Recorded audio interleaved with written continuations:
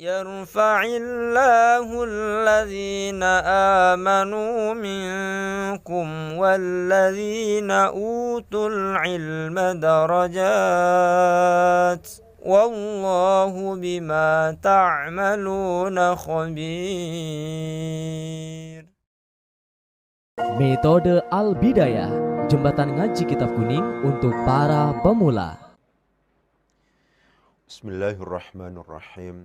Assalamualaikum warahmatullahi wabarakatuh. Bismillah, alhamdulillah, wassalatu wassalamu ala rasulillah Sayyidina Muhammad wa ala alihi wa sahbihi wa mawala. Rabbi syrah li sadri wa yassir li amri wahlul uqdatan min lisani yafqahu qawli, amma ba'du. Alhamdulillah, pada kesempatan sore hari ini kita bisa melanjutkan kajian rutin kita yang selama 3-4 bulan kemarin kita libur terlebih dahulu karena ada pembangunan pondok yang menjadikan tempat kami sangat terbatas sehingga studio kami itu tidak memungkinkan untuk kemudian digunakan untuk tempat syuting. Ke depan kita akan lebih progresif memfasilitasi para pemirsa yang ada di rumah untuk kemudian pada akhirnya bisa mengenal ilmu nahwu, ilmu shorof, dan yang lain. Ada beberapa program yang setelah adanya kelonggaran dalam pembangunan kami, pembangunan pondok kami yang akan kita laksanakan. Kajian usul fikih misalnya, itu akan kita laksanakan Senin Selasa. Kemudian selanjutnya ada kajian Nadham Alfiyah, ada kajian I'rabul Quran, sehingga yang awalnya kajian itu hanya terbatas pada Senin, Selasa, Rabu, Kamis, sekarang kita tambah menjadi Senin, Selasa, Rabu, Kamis, Jumat, Sabtu. 6 hari full. Ya. Kemudian sore kita punya banyak PR karena kajian tentang nahwu shorof, aspek teori, itu masih belum kita tuntaskan. Pada sore hari ini kita akan memulai pembahasan itu, nanti akan kita bahas mengenai tentang tawabi. Ada banyak hal yang kita lakukan ketika kita break kemarin, tidak syuting kemarin, diantaranya alhamdulillah kami bisa menyelesaikan revisi buku. Nah, ini revisi buku. Ini buku tanya jawab, tentunya atas nama karya manusia masih terdapat kekurangan-kekurangan, mungkin kesalahan-kesalahan. Setelah kita baca ulang, kita revisi ulang, ya, kita baca kembali dan seterusnya, akhirnya yang awalnya tanya jawab nahwu shorof yang covernya seperti ini menjadi seperti ini. Ini ada tulisan edisi revisi. Kami sudah berusaha memaksimalkan pembacaan, memaksimalkan sistematisasi dan seterusnya. Meskipun kami yakin juga bahwa pada akhirnya ini adalah sebuah karya manusia yang pasti tidak akan ada, tidak akan luput dari kesalahan. Tapi setelah kami baca ulang, insya Allah buku kami karakternya adalah memungkinkan pada akhirnya kita upayakan, memungkinkan pada akhirnya untuk kemudian dijadikan sebagai alat untuk melakukan otodidak. Belajar sendiri memungkinkan. Kita bantu melalui YouTube dan seterusnya, memungkinkan ini kemudian dibaca, dan ini menurut kami sudah lumayan. Untuk kemudian menjadi jembatan bagi para pemula untuk kemudian mengkaji kitab-kitab asli, itu sudah lumayan. Ini adalah karya kami selama kami tidak syuting, selama ada musim corona, virus corona yang semoga oleh Allah cepat dituntaskan atau diangkat, itu kami berhasil untuk kemudian merevisi buku yang awalnya itu cuma sekitar 450-500 halaman, sekarang menjadi 660 halaman. Itu semacam itu. Awalnya covernya itu bukan hard cover, soft cover aja. Ini sekarang menjadi hard cover yang itu kita harapkan lebih kuat. Dan ini menurut saya sudah lumayan untuk kemudian dijadikan sebagai koleksi bacaan, perbandingan dan seterusnya. Itu hasil kami ketika kami selama tidak syuting itu. Kemudian kalau seandainya saya melihat data, ternyata kajian nahu kita sekarang ini sudah masuk pada tawabi yang kemudian sudah selesai dituntaskan, itu adalah tentang na'at man'ut. Jadi saya tegaskan ulang bahwa tawabi, ya, at-tawabi, misalnya, itu isim-isim yang mengikuti hukum i'rab isim sebelumnya atau kalimat sebelumnya. Itu secara umum, saya ulang lagi karena ini terlalu lama sudah. Ada na'at, ya, nanti ada badal, ada taukid misalnya, ada ma'tuf, atof, bab atof, ma'tuf. Sekedar mengulang lagi, ya, kemarin yang sudah kita tegaskan, na'at hukum i'rabnya mengikuti man'utnya, badal hukum i'rabnya mengikuti mubdal minhunya, ya, taukid hukum i'rabnya mengikuti muakkadnya. Kemudian ma'tuf mengikuti hukum i'rab mengikuti ma'tuf alaihnya. Gitu. Yang sudah kita bahas dalam konteks tawabi itu adalah tentang na'at. Ya. Yang substansinya na'at prasyarat yang harus dikuasai adalah kita harus paham tentang isim sifat. Ya. Dua gabungan kata, ini sering saya ulang-ulang karena jangan sampai salah para pemula, ya. Dua susunan kata memungkinkan untuk kemudian ditentukan sebagai na'at man'ut atau memungkinkan juga ditentukan sebagai idhofah. Kata kunci yang harus diperhatikan itu adalah apakah lafadz yang kedua, apakah kata yang kedua, apakah kalimat yang kedua itu termasuk dalam kategori isim sifat atau tidak. Sehingga murid-murid kita, peserta didik kita tidak memungkinkan untuk kita ajak menguasai na'at kalau nggak ngerti apa itu isim sifat. Ya. Apa itu isim fa'il, apa itu isim maf'ul, apa itu sifatun musyabbahatun bismil fa'il, apa itu isim mansub, apa itu isim tafdil, apa itu sighat mubalaghah misalnya, apa itu isim adat, kemudian apa isim mausul, kemudian apa itu isim isyarah. Kok kemudian tidak ngerti yang namanya isim sifat yang ada 9 itu misalnya, tidak paham itu, sebenarnya murid-murid kita belum siap untuk kemudian belajar tentang na'at man'ut. Oleh sebab itu penting bagi para ustadz, bagi para guru di lembaga pendidikan formal misalnya, untuk kemudian terus berupaya berpikir sistematis, belajar sistematis, mengajar sistematis, diantaranya adalah paham tentang materi prasyarat. Ya. Saya ulangi lagi, dua susunan kata memungkinkan untuk kemudian ditentukan sebagai na'at man'ut atau ditentukan sebagai idhofah, itu kata kuncinya adalah isim sifat. Ini sekedar pengulangan. Coba disorot sendiri. Ini meskipun sama-sama ada, ini sering saya jadikan sebagai contoh, as-sayyi'atul akhlaqi, meskipun sama-sama ada alnya di sini, tapi ini bukan susunan na'at man'ut, bukan susunan na'at man'ut, bukan di sini. Kenapa? Karena yang kedua, akhlak itu adalah bukan isim sifat. Akhlak itu adalah merupakan bentuk jamak dari khuluqun, khuluqani, akhlaqun. Ya, akhlaqun. Jadi bukan. Ya. Dua susunan kata memungkinkan untuk kemudian ditentukan sebagai na'at man'ut atau ditentukan sebagai idhofah, tergantung apakah yang kedua termasuk dalam kategori isim sifat atau tidak. Kata-kata ini meskipun misalnya, ini sering saya contohkan juga, hadithu misalnya memungkinkan dibaca hadithu syarifin. Tapi bagi mereka yang ngerti nahwu, tidak mungkin membacanya hadithu syarifin, tapi pasti membacanya hadithun syarifun. Dengan menjadikan lafadz ini yang memungkinkan, seakan-akan memungkinkan ditentukan sebagai idhofah ini, memungkinkan itu, tapi tidak. Tapi harus ditentukan sebagai na'at man'ut, lebih disebabkan sebagai review, karena yang kedua ini adalah merupakan isim sifat, dalam hal ini adalah sifatun musyabbahatun bismil fa'il. Itu begitu. Ya, jadi ini sekedar mereview ulang gitu.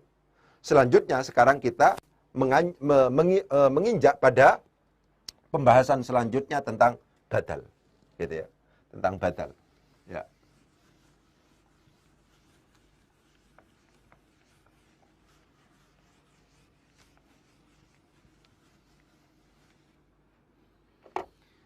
Apa badal itu? ini badal ya. Badal. Ya. Apa badal itu? Secara umum, secara bahasa ini artinya pengganti. Artinya badal itu ya pengganti. Secara bahasa. Tapi dari aspek nahwu, ulama nahwu mendefinisikan badal itu dengan at-tabi', ya, kalimah atau isim yang mengikuti isim hukum i'rab isim sebelumnya al-maqsudi bil hukmi bila wasitatin bainahu wa baina matsbu'ihi. Bainahu wa baina matsbu'ihi. Begitu. Jadi badal itu adalah at-tabi', isim yang mengikuti hukum i'rab isim yang sebelumnya. Mengikuti, kata kunci. Ya. Jadi karena ini adalah hukum i'rabnya mengikuti hukum i'rab sebelumnya, memungkinkan pada akhirnya dibaca rofa, memungkinkan pada akhirnya dibaca nasab, memungkinkan pada akhirnya dibaca jar, tergantung matbu'nya yang diikuti apakah berhukum rofa, berhukum nasab, atau berhukum jar. Itu begitu. Ya. Kalau fa'il kan tidak. Fa'il itu ya mandiri. Dia harus dibaca rofa. Tapi kalau yang termasuk dalam kategori tawabi, na'at, badal, ma'tuf, taukid, itu hukum i'rabnya fleksibel. Hukum i'rabnya itu tergantung. Tergantung pada apa? Tergantung pada kalimah yang diikuti atau matbu'nya. Kalau seandainya matbu'nya itu rofa, ya maka badalnya dibaca rofa. Maka na'atnya dibaca rofa. Maka taukidnya dibaca rofa. Misalnya seperti itu. Kalau yang diikuti nasab, ya nasab. Kalau seandainya yang diikuti jar, ya jar. Itu seperti itu. At-tabi. Dia posisinya adalah at-tabi. Isim yang mengikuti. Al-maksudi bil hukmi. Ya. Meskipun dia itu adalah tabi yang mengikuti, tapi justru yang substansi secara hukum. Ya, al-maksud yang dituju bil hukmi dengan hukum. Saya contohkan, al-maksud bil hukmi. Ini kalau seandainya kita sedang menerjemahkan badal, itu memang yang agak berat memahamkan murid-murid kita tentang al-maksud bil hukmi. Al-maksud bil hukmi, bahasa sederhananya adalah justru yang substansi. Kalau seandainya saya tulis misalnya, akaltu misalnya, kalau seandainya kemudian ini saya akaltu misalnya, ini akaltu ar-raghifa misalnya, thuluthahu. Akaltu ini adalah fi'il, tunya di sini adalah fa'ilnya, ar-raghifa di sini adalah maf'ul bihnya, thuluthahu di sini ditentukan sebagai badal. Mana mubdal minhunya? Mubdal minhunya adalah ar-raghifa. Ini badalnya. Perhatikan. Ada susunan, ada mubdal minhu, ada badal. Ada susunan, ada mubdal minhu, ada badal. Dalam konteks kalimat, subjek, predikat, objek, keterangan, justru yang akan dituju, justru yang menjadi substansi dari yang akan disampaikan oleh orang yang berbicara, itu yang ini, yang badalnya. Bukan mubdal minhunya. Karena demikian ketika kemudian badalnya ini dibuang, akan berpengaruh pada arti, akan berpengaruh pada pengertian. Tapi kalau seandainya mubdal minhunya yang kemudian dibuang, misalnya, ini dipilih salah satu yang penting yang mana? Yang penting itu yang badal, bukan mubdal minhu. Mubdal minhu ketika kemudian dibuang, ini tidak akan berpengaruh pada perubahan atau tidak akan mempengaruhi pengertian.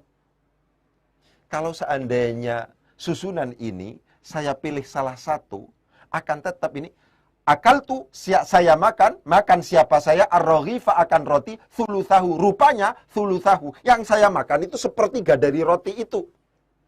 Tidak secara keseluruhan. Ini yang dimaksud dengan al-maksud bil hukmi.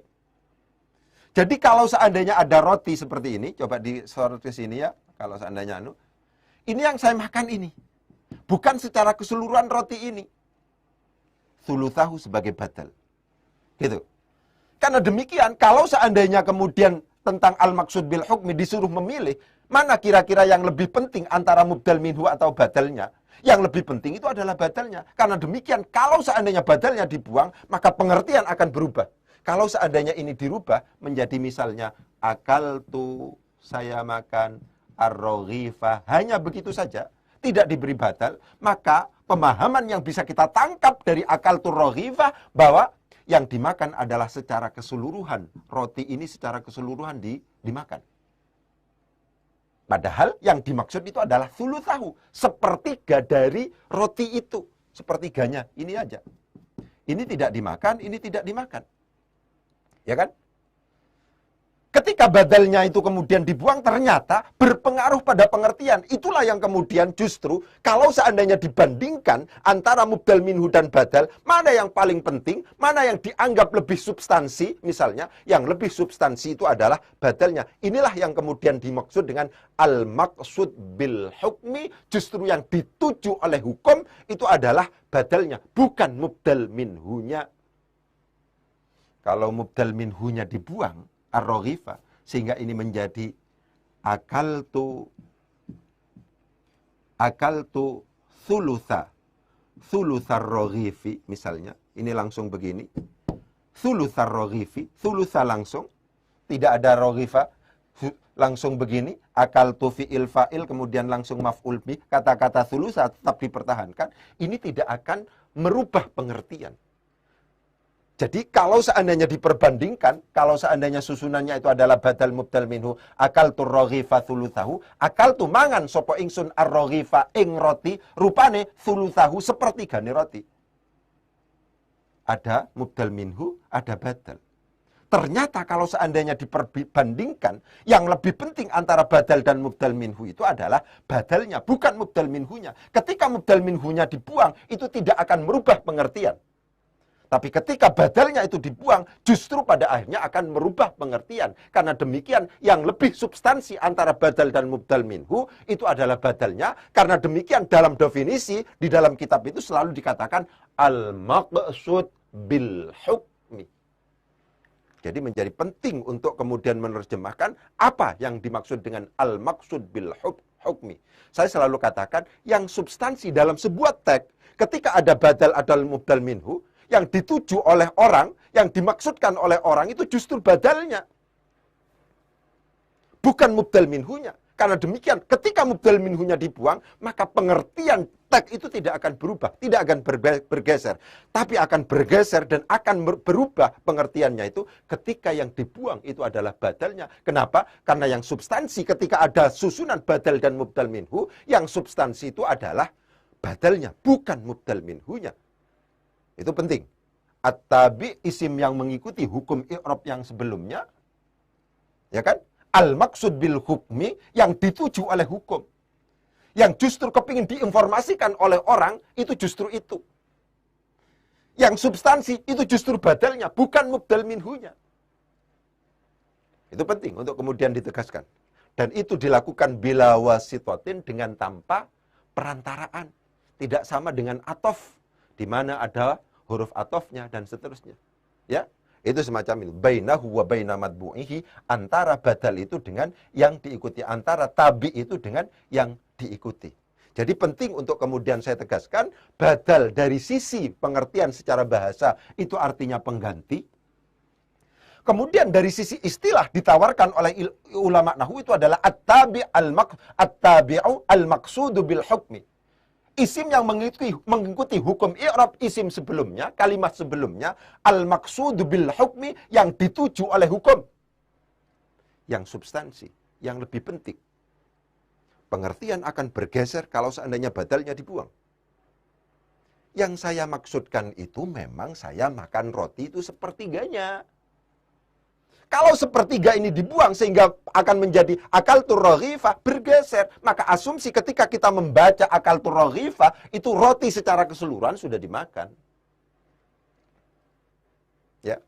Oleh sebab itu keberadaan thulutsahu yang menjelaskan realitas yang sebenarnya itu menjadi sangat penting. Inilah yang kemudian disebut sebagai al-maqsud bil hukmi. Ya, saya selalu kalau seandainya sedang menjelaskan tentang badal, kata-kata al-maqsud bil hukmi ini, bahwa yang substansi di dalam sebuah teks itu adalah badal, itu selalu saya tekankan. Selalu saya tekankan. Mubdal minhu itu bukan yang substansi, bukan senyatanya. Ya. Yang penting itu, yang substansi itu sebenarnya adalah badalnya. Karena demikian ini disebut sebagai al-maqsud bil hukmi. Jadi penting untuk kemudian saya tegaskan, badal itu adalah sesuatu yang hukum i'rabnya mengikuti hukum i'rab sebelumnya, akan tetapi dia statusnya sebagai al-maqsud bil hukmi, justru yang substansi. Keberadaannya itu lebih penting dibandingkan dengan mubdal minhunya, karena demikian dia tidak bisa dibuang. Kalau mubdal minhunya memungkinkan untuk kemudian dibuang dan pengertian tidak bergeser, tapi kalau badal yang dibuang, maka pengertian akan bergeser, pengertian akan berubah. Itu namanya al-maqsud bil hukmi. Jadi badal itu semacam itu. Isim yang hukum i'rabnya mengikuti isim sebelumnya, kalimah sebelumnya, akan tetapi statusnya dia adalah sebagai yang substansi, yang pokok, yang penting. Al-maqsud bil hukmi. Itu semacam itu. Ya. Sekarang penting dari aspek aplikasi. Kapan sih kita menentukan bahwa sebuah kalimah itu kita tentukan sebagai badal? Gitu. Ya. Jadi kalau seandainya kita membaca teks, ya, ketika kalimat sebelumnya, jadi alasan kenapa kok kemudian sebuah kalimat itu kemudian disebut sebagai badal, yang pertama karena dia itu adalah sejenis dengan mubdal minhu. Mubdal minhu. Ya, begitu, sejenis dia. Atau dia merupakan sebagian dari mubdal minhu. Sebagian dari mubdal minhu. Begitu.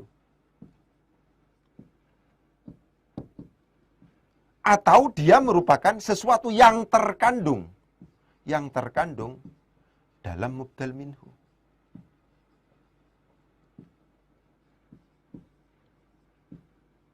Begitu. Ya. Sebuah kalimah isim misalnya, itu ditentukan sebagai badal atau badal ya, karena dia sejenis dengan mubdal minhu. Saya contohkan misalnya.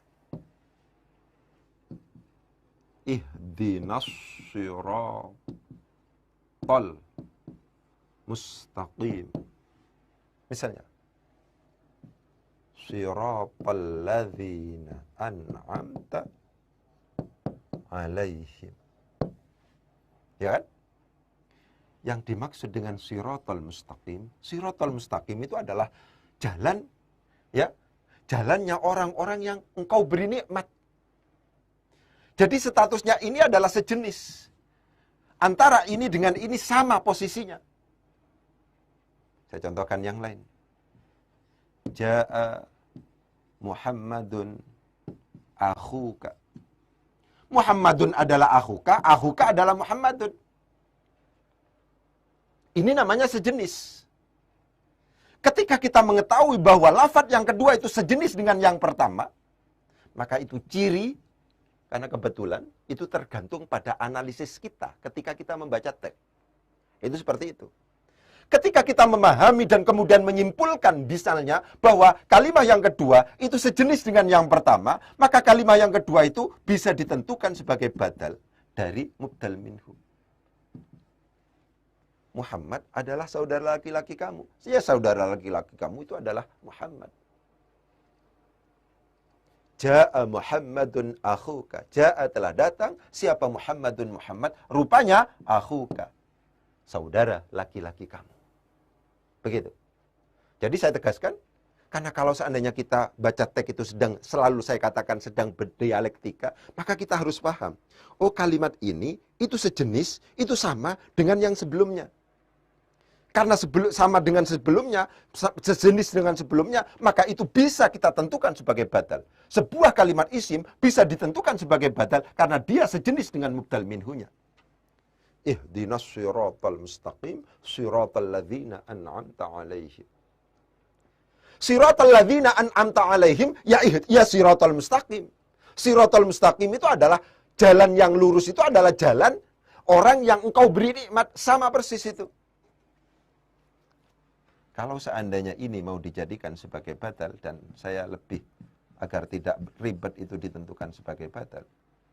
Rabbil alamin, Tuhan semesta alam, ya, itu sama persis dengan posisinya dengan Allah. Allah itu adalah Rabbul Alamin, Rabbul Alamin itu adalah Allah. Ketika kita kemudian menyimpulkan bahwa lafadz yang kedua ini sejenis dengan lafadz yang pertama, maka itu disebut sebagai badal. Jadi kesimpulan bahwa ini adalah badal yang pertama karena memang ini sejenis dengan yang sebelumnya.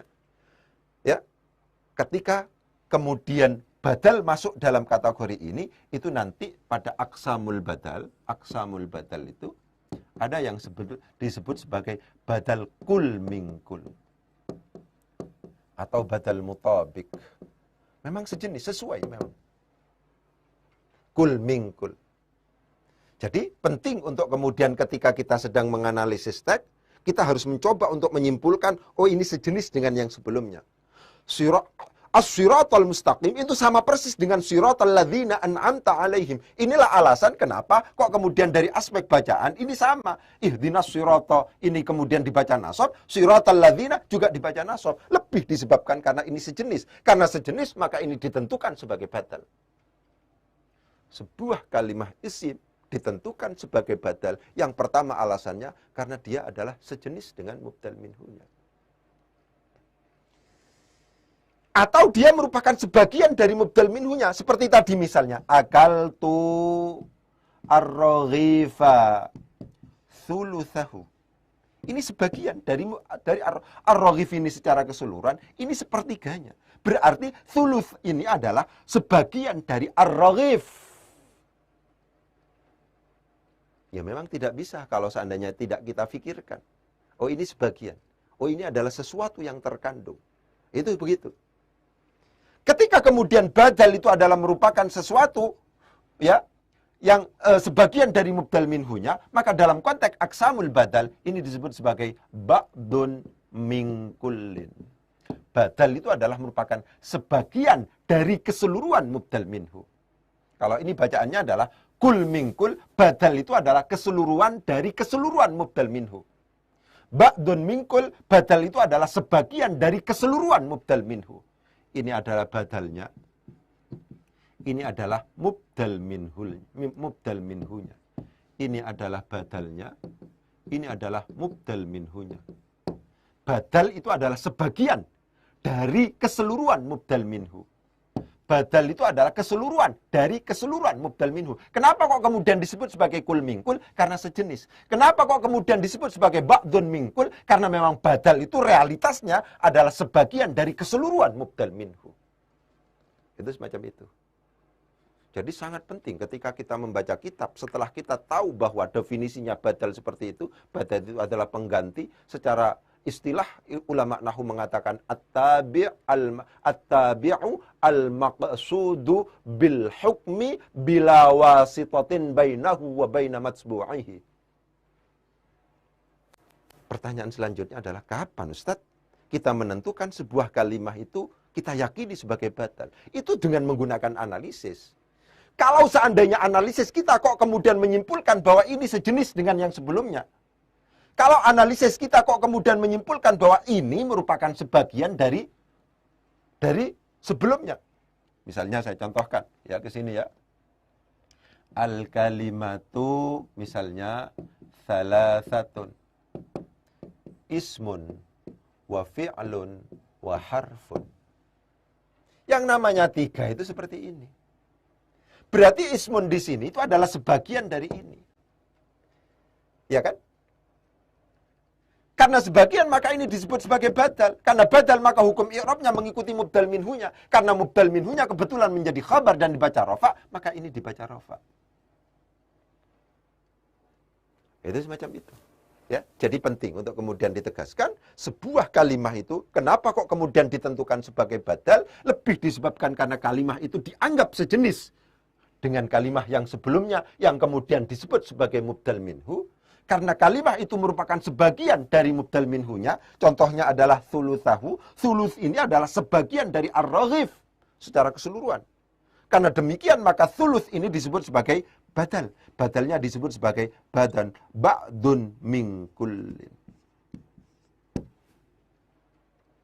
Atau sebuah kalimat itu ditentukan sebagai badal karena dia merupakan sesuatu yang terkandung dalam mubdal minhu.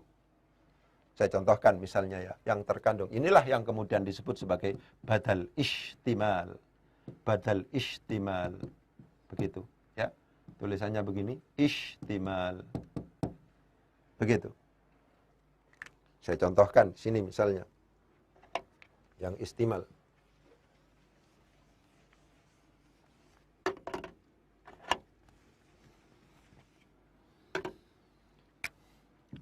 A'jabani, telah mengagumkan ni kepada saya. Siapa yang telah mengagumkan? Muhammadun, Muhammad. Ya. Khuluquhu, akhlaknya yang mengagumkan, yang sangat mengesankan saya adalah akhlaknya. Misalnya, Muhammad di sini memiliki pengertian atau sesuatu yang terkandung dalam Muhammad itu banyak. Bisa jadi ilmunya, bisa jadi bentuk fisiknya, khalquhu misalnya. Bisa jadi yang lain. Bisa jadi yang lain. Dari aspek-aspek yang dimiliki oleh Muhammad, yang terkandung dalam diri Muhammad itu, yang menjadikan saya kagum itu adalah khuluquhu. Berarti khuluq di sini adalah sesuatu yang terkandung dalam diri Muhammad. Ketika kita simpulkan bahwa ini, kalimat ini adalah merupakan sesuatu yang terkandung dalam kalimat sebelumnya yang kemudian kita sebut sebagai mubdal minhu, maka ini bisa dipastikan sebagai badal dan itu namanya adalah badal ihtimal. Ya, jadi penting untuk saya tegaskan bahwa kapan kita tahu bahwa sebuah kalimat itu ditentukan sebagai badal, maka ini tidak bisa kalau seandainya kita tidak berpikir, kalau seandainya kita tidak melakukan analisis. Kita harus membandingkan apakah kalimat ini adalah sejenis dengan kalimat sebelumnya, apakah kalimat ini adalah merupakan sebagian dari kalimat sebelumnya, apakah kalimat ini merupakan sesuatu yang terkandung dalam kalimat sebelumnya. Itu menjadi sangat penting. Karena demikian, para pemirsa yang ada di rumah, itu selalu saya katakan, ilmu nahwu itu adalah sulit. Kita ada kemungkinan untuk bisa ketika kemudian kita melakukan maksimalisasi fungsi fikir. Maksimalisasi fungsi fikir itu menjadi sangat penting. Ya. Karena demikian dalam buku-buku kami, ya, buku-buku kami itu mesti elaborasi penjelasan itu memang selalu saya tekankan. Agar apa? Teman-teman kalau seandainya berpikir itu memungkinkan untuk kemudian faham. Ya, jadi penting untuk kemudian saya tegaskan pembagian badal itu ada 4 sebenarnya, ya. Ada kul mingkul, ada ba'dul mingkul, ada ihtimal, dan yang terakhir ada badal yang disebut sebagai badal ghalat. Badal ghalat ini kalau di dalam teks itu tidak ada, karena ini sekedar salah ucap. Ya, misalnya ja'al muallimu, ja'al muallimu. Kemudian di sini ada at-tilmid. Oh, bukan muallim yang datang. Oh, bukan. Oh, salah saya. Yang datang itu adalah at-tilmid. Ja'al muallimu, telah datang seorang guru. Oh bukan, itu ternyata murid. Ya kan? Itu bukan. Nah gitu. Ini namanya badal ghalat. Ini salah ucap. Sabqul lisan. Ya. Sabqul lisan. Gitu. Sabqul lisan. Itu begitu, salah ucap. Oleh sebab itu, badal ghalat ini tidak bisa kita temukan atau jarang kita temukan di dalam sebuah teks. Yang kita temukan itu adalah seperti ini. Yang sejenis, sebagian dari mubdal minhunya, yang terkandung dalam mubdal minhunya, yang kemudian kita sebut sebagai kul mingkul, ba'dun mingkul, dan ihtimal. Ya, sekarang kita coba analisis setelah kita anukan. Ya, saya akan mencoba menganalisiskan.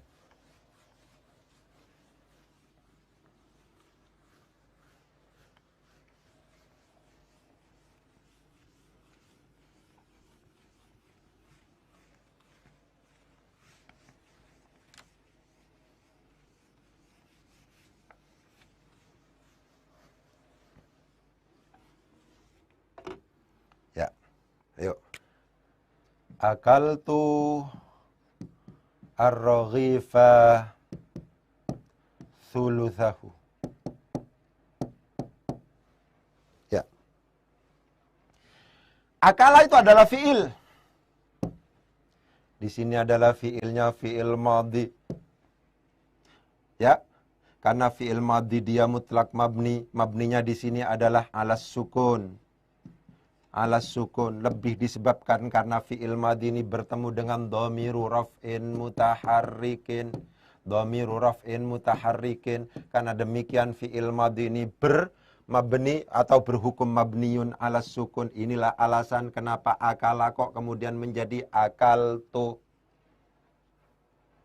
Begitu. Akal itu yang merupakan fi'il yang mabniun ala sukun ini adalah berhukum, adalah merupakan fi'il ma'lum. Kenapa? Karena cara bacanya tidak diikutkan pada kaidah majhul, bukan ukila, tapi akala, bukan ukila, tapi akala. Begitu, tapi akala, karena demikian ini maklum, karena maklum butuh fa'il. Mana fa'ilnya? Fa'ilnya adalah tu di sini. Gitu. Karena fa'il maka dia dibaca rafa. Tanda rafa'nya di sini tidak ada, lebih disebabkan karena fa'il di sini adalah berupa isim dhamir. Kalau dhamir harokat yang ada bukan harokatul i'rab, tapi ini adalah harokatul bina. Begitu ya. Yang terakhir, akala ini adalah merupakan fi'il muta'addi. Karena fi'il muta'addi dia butuh maf'ul bih. Mana fi'il maf'ul bihnya? Maf'ul bihnya adalah ar-raghifa. Inilah alasan kenapa ar-raghifa kok kemudian harus dibaca nasab. Ya kan? Tanda nasabnya itu dengan menggunakan fathah karena ar-raghifa ini adalah merupakan isim mufrad.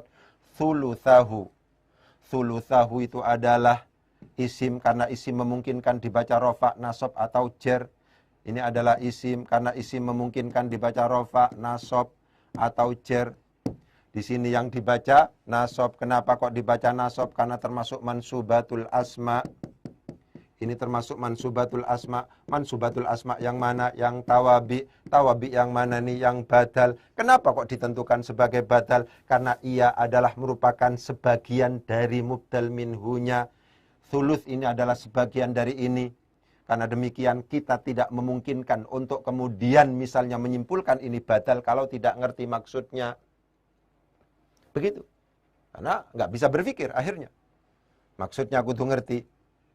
Thuluth itu adalah sepertiga. Sepertiga itu berarti sebagian dari ar-raghif. Karena demikian, karena ini adalah sebagian dari ar-raghif, maka ditentukan sebagai badal. Karena badal maka hukum i'rabnya mengikuti mubdal minhunya. Mana mubdal minhunya? Mubdal minhunya adalah ar-raghif. Dibaca apa itu? Dibaca nasab. Kenapa kok dibaca nasab? Karena menjadi maf'ul bih. Karena demikian maka badalnya juga harus dibaca nasab. Begitu cara menganalisisnya. Tanda nasabnya itu adalah dengan menggunakan fathah. Lebih disebabkan karena di sini itu adalah merupakan isim mufrad. Begitu ya. Jadi pemahaman tentang badal secara sederhana itu seperti itu. Saya ulangi. Badal itu adalah pengganti. Yang substansi dalam konteks badal mubdal minhu adalah badalnya. Oleh sebab itu disebut sebagai at-tabi'u al-maqsudu bil hukmi. Kapan kita mengetahui badal? Kita tahu bahwa sebuah kalimat isim itu adalah badal ketika sejenis, ketika merupakan sebagian dari mubdal minhunya, ketika merupakan sesuatu yang terkandung dalam mubdal minhunya. Ya. Badal ghalat itu adalah hanya sekadar salah ucap, karena demikian tidak memungkinkan atau jarang kita temukan di dalam sebuah teks. Mungkin itu yang bisa saya sampaikan, kurang lebihnya mohon maaf. Wabillahi taufiq wal hidayah. Assalamualaikum warahmatullahi wabarakatuh.